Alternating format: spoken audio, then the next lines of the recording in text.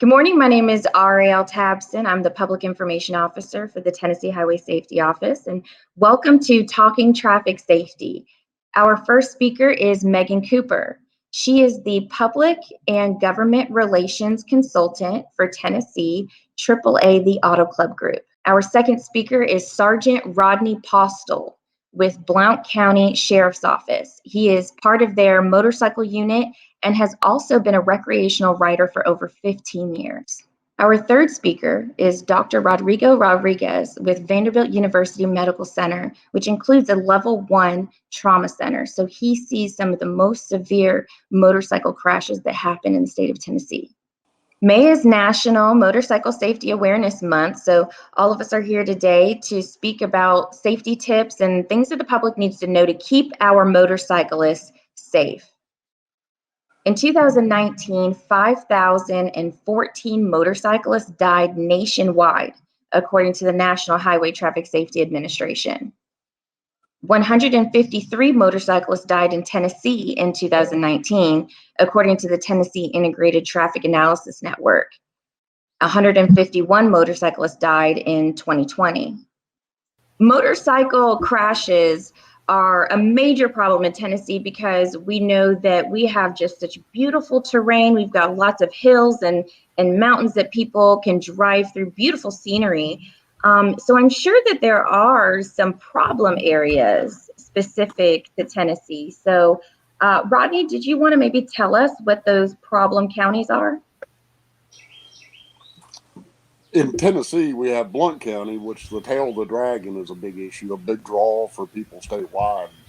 Sullivan County, Montgomery County, Sevier, Shelby, Knox, Davidson, Rutherford, and Hamilton are our top 9 counties where we have the majority of motorcycle crashes. Those 9 counties account for 53% of all the motorcycle crashes, and that was between 2018 and the 2020 period. And that's a lot for those 9 counties, considering all the counties in the state of Tennessee. Megan, do you have anything to add to that? Yeah, so I think this is important also for drivers of passenger vehicles. It's important to know where these motorcyclists are out and about on our roadways, especially if you live near some of these areas or you're traveling through some of these areas. That's a reminder to be extra vigilant in looking for motorcyclists, especially on the weekends, especially when the weather is great. And as we move into the summertime, when there are more motorcyclists on the roadway, it's similar to when you buy a new car or you get something new, and that's the only thing you see for the next couple of months, where in the previous months, you didn't really see them on the roadway. They weren't top of mind. The reverse of that is if you're not being cognizant of motorcycles, if you're not looking for them, you're likely not going to see them. So for other drivers on the roadway, just keep in mind that you might come into contact with these motorcycles a little bit more in certain areas of the state than in others, and just be extra cautious and extra vigilant and look twice for those motorcycles. Another thing that I noticed when I was looking at the crash data studying motorcycle fatalities is that in Tennessee, when you're looking at age of the riders, in 2019, majority of those fatalities were of riders between the age of 20 and 29. And what's interesting even more is that the second highest age range is riders who are the age of 59 and older.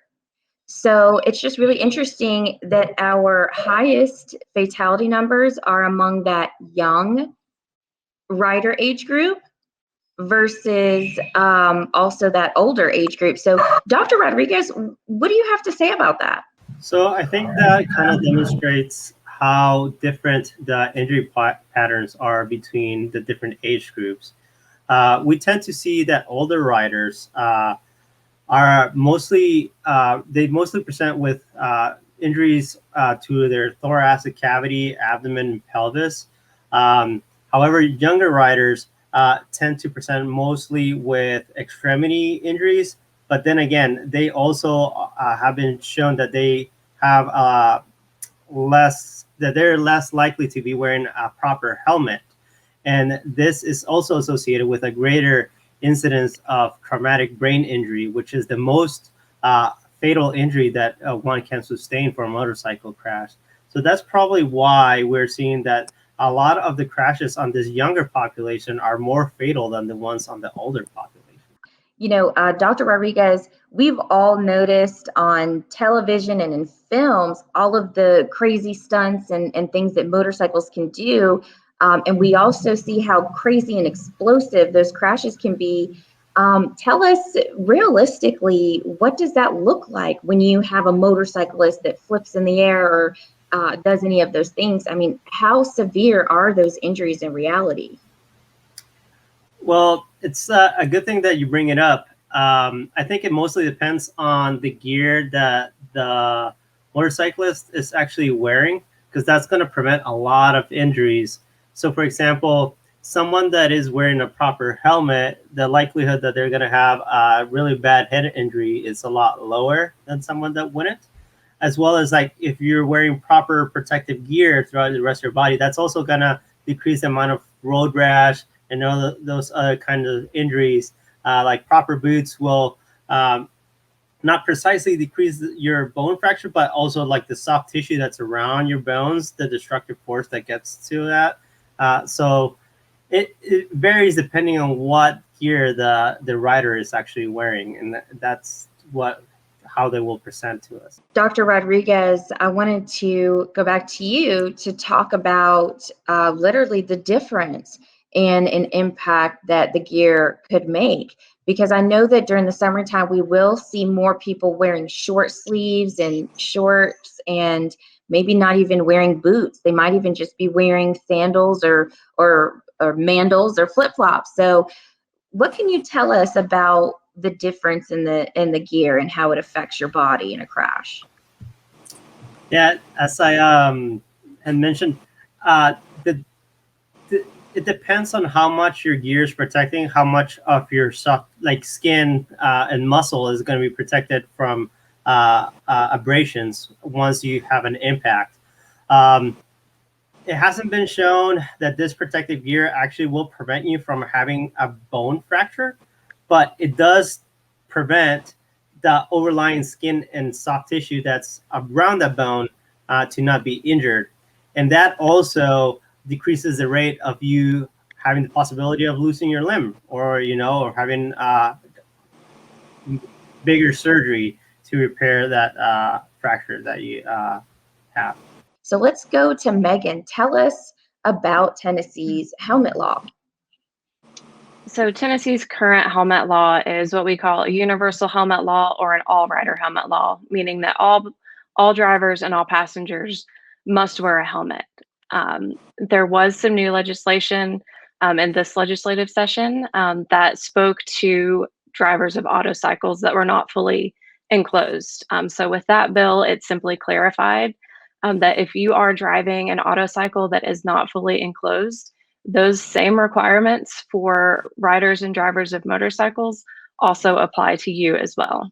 Motorcycle helmets reduce the risk of head injury by 69% and reduce the risk of death by 42%, according to SafeRoads.org. Unhelmeted riders are 3 times more likely than helmeted ones to sustain traumatic brain injuries in the event of a crash, according to the National Highway Traffic Safety Administration. So we know that helmets are a solid form of head protection for motorcyclists, and it's just really important that we encourage our riders to use them. So I want to ask Dr. Rodriguez about the types of helmets that riders can wear or should wear. So I think it's best to classify these on the grade of safety that they provide. The safest is obviously going to be the full face helmet. Then we have those that are like half shells but are still DOT or Department of Transport approved, which are the most common that we'll sometimes see on patients. As long as they are DOT approved, they should be adequate enough to decrease the likelihood that you have a traumatic brain injury, as you mentioned. And then we have the other ones that are usually classified as novelty helmets, which are the least safe, that do not aren't rated to prevent you from sustaining a traumatic brain injury should you hit your head after a motorcycle crash. To build off of what Dr. Rodriguez had to say, a recent study found riders using novelty helmets were about twice as likely to die in crashes than riders wearing certified full face helmets. Helmet use reduces medical costs and societal harm. Just want to share this with our viewers. Annually, motorcycle crashes cost $12.9 billion. That's billion with a big B in economic impact and $66 billion in societal harm as measured by comprehensive costs based on 2010 data. So that's based on data 10 years ago. So who knows how great those numbers could be today in 2021. And I'll just add that when we talk about best practices and wearing the proper helmet and proper protective gear, that applies to every single time you get on your motorcycle, regardless of whether you are taking a long road trip or you're driving just down the street or you will be out for maybe a few minutes. It's so important to remember to gear up every single time. You know, anytime you leave your driveway, you never know what's going to happen on the roadway. Weather can change, traffic can change, you know, you're never guaranteed what's going to happen on the roadway. So best practice is to gear up every time and be prepared for anything. You know, we talked before about always preparing for a crash to happen and preparing for the worst case scenario. So just keep in mind that every single time you start up that motorcycle and you go out on a trip, make sure that you are vigilant and putting on that protective gear every single time. That concludes today's episode of Talking Traffic Safety. I just want to remind all of our motorists across all Tennessee roadways, remember to always look twice because you could save a life. Drive safe and take care.